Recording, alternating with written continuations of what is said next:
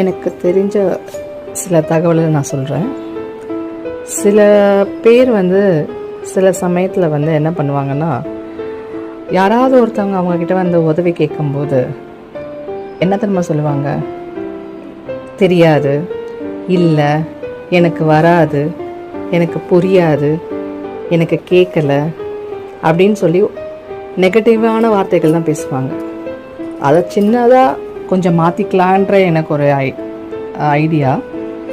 தெரியாதுங்கிற வார்த்தையில் நம்ம என்ன சொல்லணும்னா, எனக்கு போதுமான அளவு இதை பற்றி தான் எனக்கு தெரியும், என்கிட்ட போதுமான அளவு தான் இவ்வளோ காசு கையில் இருக்குது, இங்கே இல்லை, பக்கத்து இடத்துல கிடைக்கலாம், பார்த்துக்கலாம், அப்புறம் பார்க்கலாம் அப்படின்னு சொல்கிறத ஒரு பாசிட்டிவான வார்த்தைகள் சொல்லலாமேன்றது எனக்கு பக்கம் தெரிஞ்ச